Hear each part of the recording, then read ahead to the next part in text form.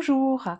Aujourd'hui, une nouvelle vidéo où cette fois je vais vous proposer à nouveau une petite pratique, une petite expérience à pratiquer, à tester seul ou peut-être en famille pour découvrir des méthodes simples, une manière simple de retrouver un peu de distanciation. Alors non pas sociale, mais une distanciation mentale par rapport à nos préoccupations dans cette période et puis pour essayer de réinstaller un petit peu de bien-être. Je voulais vous parler aujourd'hui de la pleine conscience. Mais peut-être avez-vous déjà entendu parler d'une méthode, qui fait beaucoup justement parler d'elle, qu'on appelle la méditation de pleine conscience. Une méthode élaborée par un médecin américain, donc John Kabat-Zinn, dans les années 90, qui en fait va travailler sur l'introduction de ce type de méditation, qui est finalement une forme de méditation bouddhiste qui a été, occidentalisée et qui est pratiquée au départ en milieu hospitalier, notamment pour la prise en charge, des dépressions. La méditation de pleine conscience, telle qu'on peut la trouver aujourd'hui dans un certain nombre, d'applications notamment, c'est quelque chose qui fonctionne très bien. Pour autant, cette nouvelle idée a plus d'un siècle puisque, au début du XXe siècle, un médecin suisse, Roger Vitose, va s'intéresser à ce qu'il appelait les actes conscients. Qu'est-ce que c'est qu'un acte conscient? C'est quelque chose qu'on va faire en pleine conscience, c'est-à-dire vraiment dans la pleine approche sensorielle, sensitive, de l'acte, de l'action qu'on est en train de mettre en œuvre. Roger Vitose a mis au point un certain nombre d'exercices pour effectuer ce qu'il appelait une rééducation du contrôle cérébral et une méthode qui va permettre notamment d'avoir accès à une pleine réceptivité. Qui dit réceptivité dit donc sens. Ces actes conscients, cette méditation de pleine conscience, comment on peut essayer de l'appliquer dans la vie de tous les jours? L'intérêt en étant, assez simple, plus on est dans l'essence, plus on est dans la conscience de ce qu'on est en train de faire ici et maintenant, et moins on est dans le mental.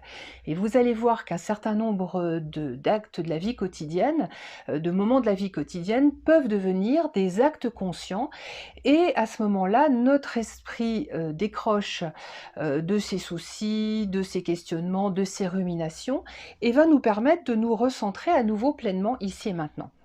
Donc j'ai réuni un certain nombre de petits objets, de petites choses que j'ai glanées à droite et à gauche chez moi, entre la cuisine et la salle de bain, pour voir comment vous allez pouvoir vous aussi faire des petites expériences de pleine conscience avec des choses que vous avez chez vous, puis aussi en fonction de vos affinités.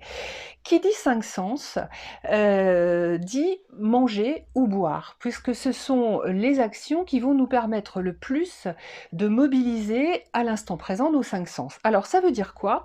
Eh ben, ça veut dire par exemple, quand je prends, mon café, je vais essayer de le boire en conscience. Alors c'est du café, ce qui veut dire que je prends déjà une de mes tasses préférées que je vais voir, que je vais commencer à soupeser et puis lorsque j'approche de mon nez, je vais, découvrir, hein, apprécier, l'arôme du café, de même que je réalise que la tasse est chaude. Je vais découvrir la couleur, il y a un petit peu de mousse à la surface et bien évidemment, c'est quand je vais commencer à le déguster que je vais pouvoir pleinement apprécier le goût de mon café. Ça, c'est si vous aimez le café, mais il y a évidemment d'autres petites choses que vous allez pouvoir utiliser. Donc j'ai fait un petit, choix, avec ce que j'ai à la maison, des petites cochonneries sucrées, ça on en a généralement pas mal. Ça peut être vos petits, gâteaux préférés, ma petite galette bretonne ou l'idéal pour, déguster en conscience, le carré de chocolat. Il est pas obligé d'être aussi gros, mais ça va être vraiment de le soupeser. Il commence à fondre dans les doigts, de l'approcher, du nez, de respirer l'arôme, les effluves du chocolat, d'en goûter bien sûr la saveur, la texture, la densité, l'onctuosité, le croquant, de la noisette. Donc vraiment un acte en pleine conscience, plutôt agréable et qui permet aussi accessoirement de manger moins vite et donc de manger moins de chocolat quand on a choisi de manger du chocolat. Mais ça peut être d'autres choses. Vous pouvez aussi par exemple dans votre salle de bain prendre votre petite crème pour les mains et puis prendre un moment quand vous êtes sur votre canapé à justement vous passer cette crème avec tout ce qui va être autour de ce qui est sensoriel, hein, donc vraiment toutes les perceptions que vous allez avoir, la densité, la texture de cette crème, son odeur aussi, donc un moment de pleine conscience.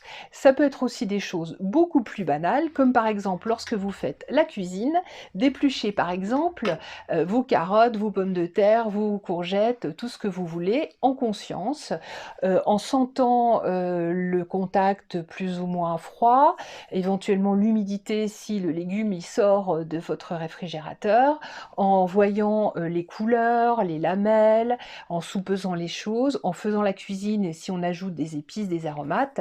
Voilà, donc pas mal d'occasions, de vivre ces petits patchs, ces petites expériences de pleine conscience, au quotidien. Alors quels seront les vôtres? Bah, j'attends vos exemples. Ça peut être la douche en conscience, ça peut être la marche en conscience quand vous sortez pour votre heure autorisée, ou si vous sortez dans votre jardin et que, vous commencez à gratter un peu la terre ou à faire un peu de jardinage en pleine conscience. Ça recentre et ça remet dans l'instant présent. Sur ce, je vous souhaite une bonne pratique. J'attends aussi vos exemples et puis je vous dis à très vite.